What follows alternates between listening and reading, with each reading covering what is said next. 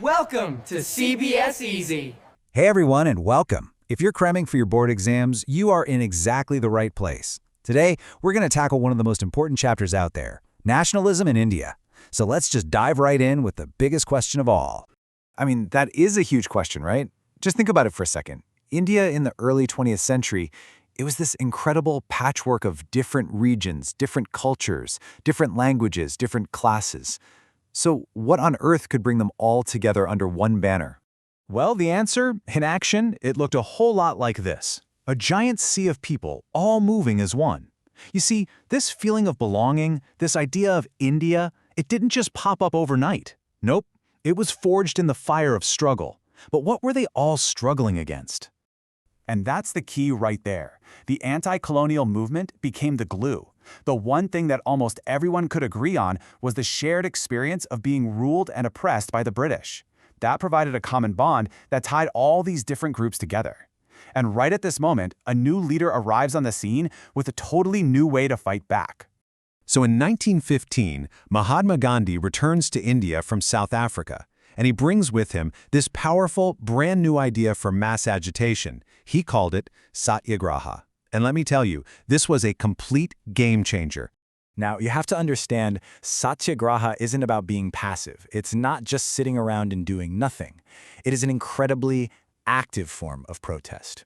The whole idea is that if your cause is just, if you're fighting against injustice, you don't need fists or weapons. You can actually win by appealing to the conscience, to the humanity of the person oppressing you. And just listen to his own words. You can really feel the deep philosophy behind it. This wasn't just some political tactic for Gandhi. It was deeply moral and spiritual. It was all about the power of truth, what he called soul force, being way stronger than any army. So before going full-scale, nationwide, Gandhi kind of ran a few, let's call them beta tests. In Champaran, he used it to help peasants fight against brutal indigo plantation owners. And in Kedah, he organized it to support farmers who just couldn't pay their taxes. And guess what? They worked. These successes proved that Satyagraha was a powerful weapon. All right, with those wins under his belt, it was time to level up. The very first massive all-India movement was about to kick off, and it was called the Non-Cooperation Movement. It was a direct answer to a ridiculously unfair British law.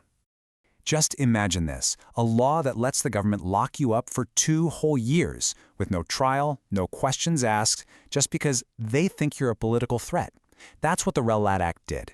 It caused absolute outrage across India, leading to strikes, rallies, and tragically, the horrific Jallianwala Bagh massacre. This was the spark that lit the fuse for a nationwide movement. So Gandhi laid out this super clear step-by-step game plan. This wasn't just random protesting, you know?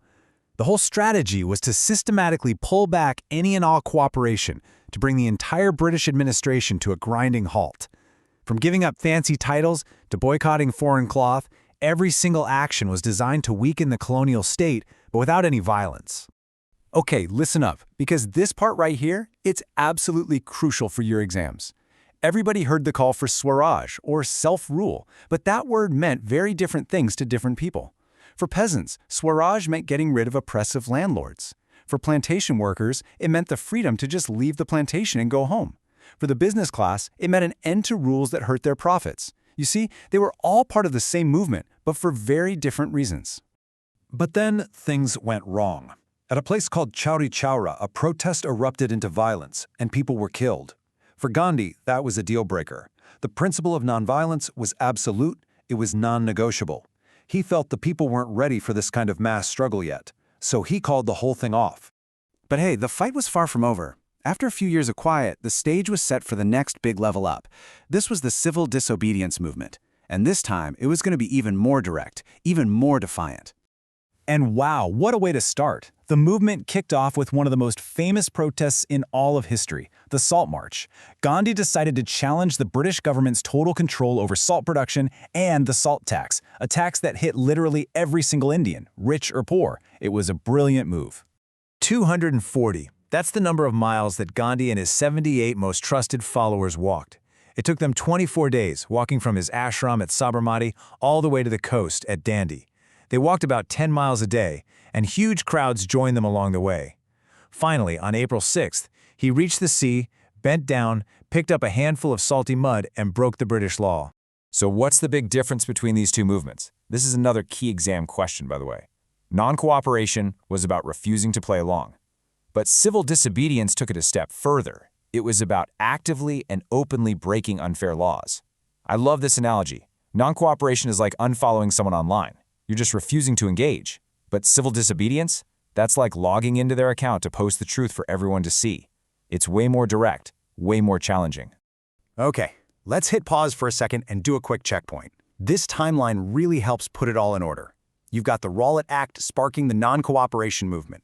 Then, after that gets called off, there's the big demand for Purna Swaraj, complete independence, which sets the stage for the Salt March. Understanding this sequence is so important. But we've been talking about all these political movements. That's really only half the story. How did people start to actually feel like they belong to one nation, in their hearts? How was that emotional connection built? Well, that feeling, that sense of we're all in this together, it really came alive through culture. It was built through things people could share, like history, folk songs, popular prints, and powerful symbols. These things were huge in capturing people's imaginations and creating that feeling of nationalism. A perfect example of this is the flag. During the Swadeshi movement in Bengal, this first tricolor flag was designed. The 8 lotuses represented the 8 provinces of British India, and the crescent moon was a symbol of Hindu-Muslim unity. A flag is such a powerful visual, something people can rally around, a symbol of who they are together. Another huge piece of the puzzle was reclaiming India's history. See, the British had their own version of Indian history that made Indians seem backward. So nationalists started touring villages, collecting folk songs and legends that began to rewrite history from an Indian point of view, creating this sense of pride in a glorious past, which built up the confidence to fight for an even better future. So if there is one big idea you take away from all of this, let it be this. The struggle for freedom is what brought all these incredibly diverse people in India together. But that unity was always a challenge. Because, as we saw, different groups have different problems and different dreams, and that word freedom meant something unique to each of them. The story of Indian nationalism is really the story of trying to forge one nation out of so many different voices. And that leaves us with one last thing to think about. A nation is so much more than just lines on a map, right? It's a shared idea. We've seen how symbols and stories and a common struggle built the idea of India 100 years ago. So it makes you wonder, what are the symbols, the stories, the ideas that unite your generation today? Something to think about. Okay, that's it for me. Good luck with your exams. Thank you for watching with us. See you next time.